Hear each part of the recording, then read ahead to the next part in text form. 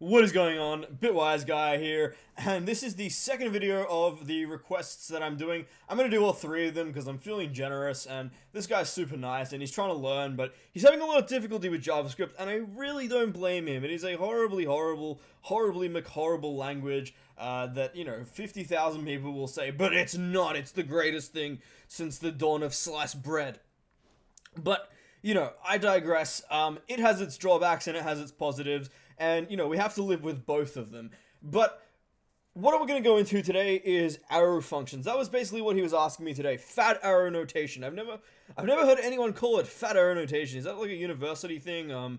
Basically, it's called arrow notation in the official kind of spec. It's called arrow notation. So I don't know where that came from, but it's nice. It's cool.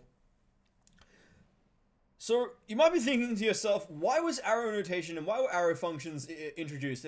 And there was two reasons. The very minimal reason was they look very much cleaner. This looks a hell of a lot cleaner than doing something like this, where you have the function keyword, and then you have the you have the parameter list, and you have the body. It may not look like it so much there, but it definitely does when it's a callback, and you've got lots and lots and lots of callbacks. So that's the first thing. But that's not so important. That's not the super main reason that all of the collective people who work on the spec decided, hey, we need arrow functions and we need them to have a certain kind of functionality. So to prove that we need arrow functions, we first need to create a class. Now this isn't a tutorial on ES6 classes, but just go with me here and create the class anyway. So we're going to say class, my class.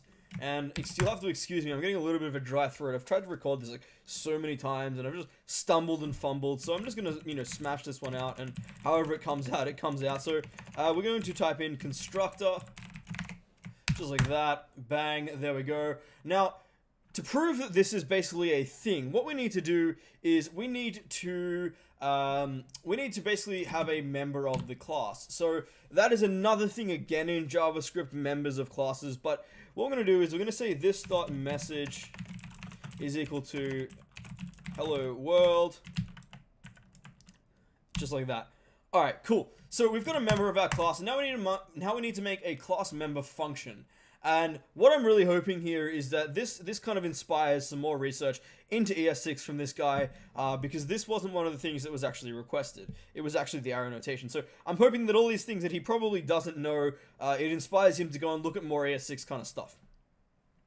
Trust me, dude, it is worth it. I work in ES6 every single day. It's like a godsend when it comes to, JavaScript. But I digress. Let's go on. So let's create another function. We'll say my function. Whoa, my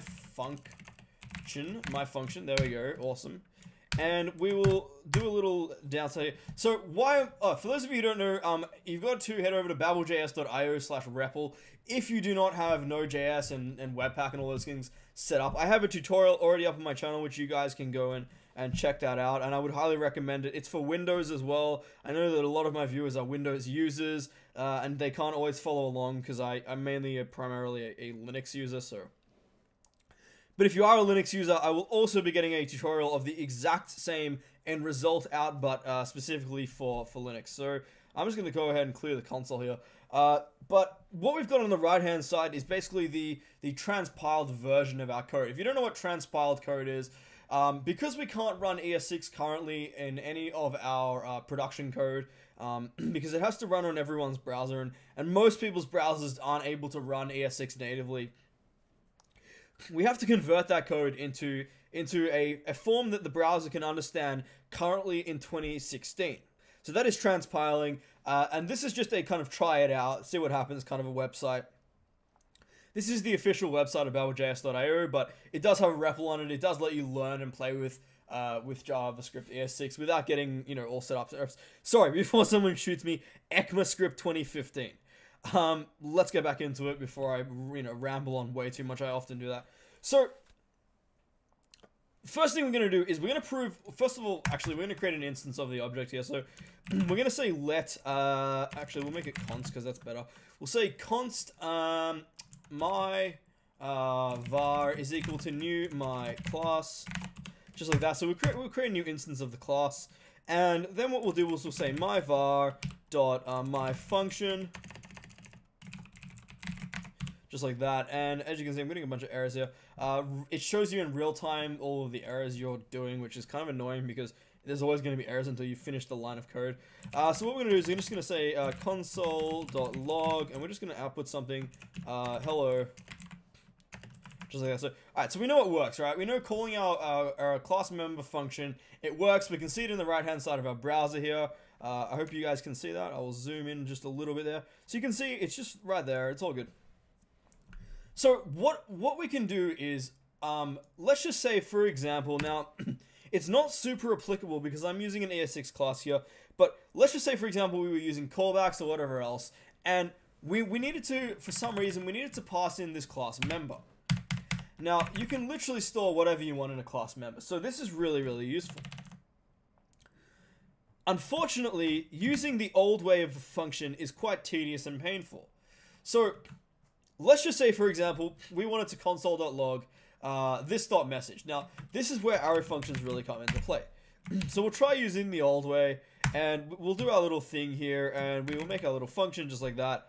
And let's go ahead and clear the console again, and we'll try and console.log it. So we'll say console.log, and we'll say this.message, and as you can see, we get a little error on the side here. It says uncaught type error, cannot read property message of undefined.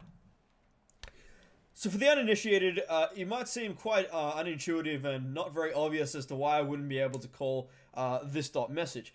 But basically what is going on here is once you're using an old school kind of a function, we've actually lost scope of the member right up here. Fortunately, the saviors and the knights and princesses and whatever else of JavaScript land have come to our rescue and introduced this thing called arrow notation. Now, there are three kinds of arrow functions that exist. So, let's go ahead and let's create an arrow function. So, what we'll do is we will say, we will do a little arrow, which is this one, and we'll say like this. Alright, so let's clear the console here, and as you can see, right down here, it said hello world, but that's not really what we're interested in. We got it to print out hello world before. What we're actually interested in is this line of code right here. So what we're actually interested in is what is transpiled out of our arrow notation. What does an arrow function actually become? Well, an arrow function isn't just a function. It's a function with a little bit of cream on the top, if you will. Basically, what an arrow function does is it puts this into scope. Now, if you don't understand scope, well, it's kind of hard to understand why this is a crucially important thing. But essentially, scope is kind of like how far out of the current line of code can I see? That is the simplest, most babbling idiot way that I can explain it. But, anyway, what happens is that we end up aliasing the pointer this. This has a very special meaning in most languages, and JavaScript is no kind of exemption to that. Basically, this is the current instance of the object. So, what this does is it allows us to get access to, it allows us to get access to this pointer. Now, as you can see in our code here, our this on this side has been replaced with an underscore this.message. That is because the var underscore this is in scope of our old school function, and it's placed in scope by this line up here. So let's just go through. There are two kinds of other notation. So this kind of notation implies no parameters being passed in. The other one is you can have, which is one single argument, which means no braces. So you can do X like that. And basically, what we'll do is we'll say console.log. So you can say console.log, and we'll say X, just like that. And as you can see, we get undefined. But if we pass something into the function, we won't. We'll say it will look like this. And as you can, sorry. We have to pass it into here, I just realized. So what we'll do is we'll say this, and as you can see, right over here, it has done it in there. I completely forgot we were calling we were immediately invoking the function. So, that was my bad. So we've got our little function over here, we've got this console.log, we've got this, and the final kind is obviously you can pass multiple parameters into an arrow function. So we can say X, we can say Y, and we can say Z. And we can obviously console.log those all out. Now, I'm going to do something really, really cheeky here, which you guys probably haven't seen before if you've never done any ES6 before, but I'm just going to do X, and then I'm going to do, I'm going to copy and paste this twice. There we go. Nope. And we're going to do this. And we're going to do Y, and I'm going to do Z. We're going to clear the console, and I'm going to have to backspace this.